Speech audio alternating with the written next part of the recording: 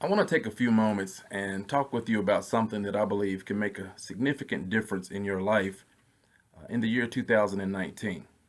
In fact, I believe I have a message that God has laid on my heart to share with you. And that message is simply this: get out of your own way. Get out of your own way. The premise of the message is basically this: in life, sometimes we can experience setbacks and pain because of things that other people do to us. They can use their free will to do things to cause harm and confusion in our lives, and those things can really impact us. But there are also times when we enter into particular seasons or times in our life where it's not what someone else is doing to us that's our biggest problem, but rather is the things that we do to ourselves. Sometimes we cannot get out of our own way. Sometimes we are our own worst enemy. And so it's still early in 2019. I know you think you should have gave us this message back in January, but I just feel this is the right time. We're getting ready to finish up the first quarter of a new year, and you still have 9 full months to go. So there's plenty of time to be thinking about some of the things that I want to share with you, so that you can get out of your own way and be able to experience the great things that God has for you in life. Now, the story I want to share with you comes from the Old Testament in the book of Numbers, chapters 13 and 14. You may not know this story, but it's one of the most dramatic stories in all of the Old Testament. And the story basically goes like this: Moses sends out 12 spies to go in and to spy out the land of Canaan and to bring back a report of what they observed so that they can be prepared as they enter into the land of promise. Moses sent 12 spies. 10 of the 12 came back with a negative report. All right, only two, Joshua and Caleb, came back with a positive report and were excited to move forward into what it is that God has promised. Now, usually what happens, we tend to gravitate towards bad news. And so the people got in an uproar once they received this bad report from the 10 spies. Rebellion began to run rampant in the camp, and they were actually getting ready to dismiss Moses as their leader and to go back to the land of Egypt. God intervenes and brings a very, very strict, a very harsh judgment upon everyone from ages 20 and up. They are going to wander in the wilderness until they die, some 40 years. And everyone from 20 and below, they're going to have to wait. And so it is a dramatic, painful story of what happens when you can't get out of your own way. But I think what this lesson is trying to show us is that the way we frame things, and this is an important term that I want to introduce to you, the way you frame things, the way you perceive things, can have a significant impact on your ability to move forward in life. The irony of this story is not that God had brought them to a place where he was basically setting them up for failure. God had promised that he was going to be with them, and whatever obstacles they face, they could rely on him to see them through. The problem is that they did not frame the promised land in a way that would allow them to enter into it. In essence, what the Israelites did is when they reached this place in the wilderness, they went as far as they could go. They went as far as they would go and ended up wanting to go back. And it was not because of what they would encounter in the land, but it was their perception. It was the way they framed the challenges that lay before them. And so I want to ask you this question: could it be possible that we are like the children of Israel in the wilderness? Could somebody here today be their own worst enemy? I know sometimes when I think of some of the periods in my life where I've had significant challenges, it hasn't been because of what someone else has done to me. It's the way I'm thinking about my problems and my situations. And once I learn how to recalibrate and to change the way I'm perceiving and framing situations, it enables me to be effective in moving forward in what it is that God has for me. So I want to give you just 4 challenges. Okay, 4 challenges. These are just some helpful things that I want you to be thinking about as you go throughout this year in 2019. The first one is this: I want you to pay attention to the things that you call giants in your life. Now, in the biblical narrative, 10 of those spies, they saw some large people in the land. They called these people giants. All right. They came back and they told the people, they're giants in the land. We're not going to be able to subdue them. All right. Now, Joshua and Caleb did not see anything that imposing when they observed the land of promise.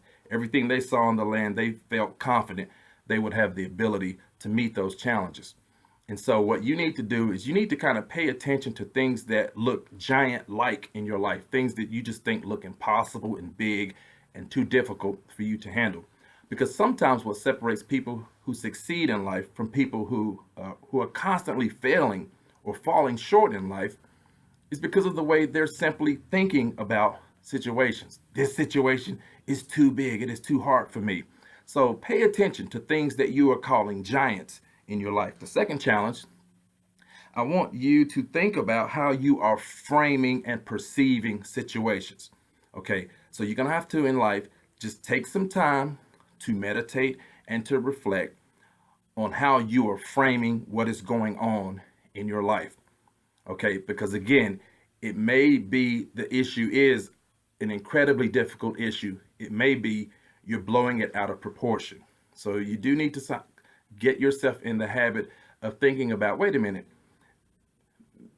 maybe the way I'm framing this is the real problem. Okay. The third truth that I want you to sort of think about and carry with you is leave space for the possibility that your perception is the real problem. So anytime you are encountering a situation that looks like it is impossible, okay, it is too complex, okay, you're facing your giant in your life in 2019. It may be health related, financially related. It may be a relationship issue. You just think that situation is too impossible for you. Okay, just leave some space. Okay, before you reach the conclusion that the situation is what it is, you may want to consider the possibility that the problem is the way you are perceiving, the way you have framed your situation. Because the way you perceive and frame a situation will dictate how you approach a situation. So if you approach a situation with the sort of belief that it is impossible, then you sort of bring less energy, a sort of defeated posture and a defeated mentality into a situation.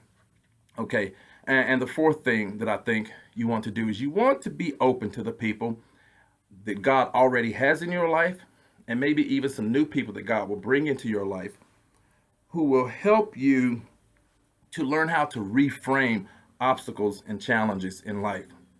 Sometimes you may need help learning how to approach a situation differently. So instead of always resorting back to the way you used to do things, get around some people who can help you look at a complex situation and see it full of possibilities of what God can do in a situation. And so sometimes you may not be able to do that, but God can bring some people in your life who can kind of help you and encourage you and teach you and mentor and model you and show you how to look at your situations through a different lens. Because sometimes if you frame your situation differently, you'll find out that solutions are much more achievable. As I get ready to finish this time of sharing, I want to share with you two things that I think, along with these four principles, that can help you. The first thing is just simply a journal. Get yourself a little journal, run over to the Dollar Tree, okay, and begin to get in the habit of just sharing some of your thoughts, all right? So if you're going to be intentional about reframing your situations in a different manner, you kind of need to track how you're thinking about your situations. So kind of get in the habit of just journaling. You don't have to write no long narratives. You just kind of write some of your thoughts, some of your prayers in here. And this can be something that you can use personally. It can also be something that you can draw on, for example, if you're talking, to a pastor, a counselor, a friend, and people who are trying to give you some feedback on your situations. And the second thing I want you to get is I want you to get yourself a mirror. All right. And I know it right there, Dollar Tree, $1. All right. But what this mirror is going to teach you to do is going to teach you to get out of the habit. Okay, we live in a society where everybody's a victim, everybody's scapegoating, everybody's blaming somebody for things that are going on in their life. But if you do, like that old Michael Jackson song says, if you start with the person in the mirror, all right, and ask yourself first, what's my role in the situation? Is there something that I'm doing that's making my situation more difficult? I think then that sort of focus on yourself and taking ownership for the things that you're doing and the way that you're framing your situation is a much better place to begin a new chapter from versus always sort of abdicating your responsibility and your power and agency to someone else. So in 2019, I want you just to spend some time thinking about how you frame issues and perceive issues. And more importantly, I want you to get out of your own way. Thank you.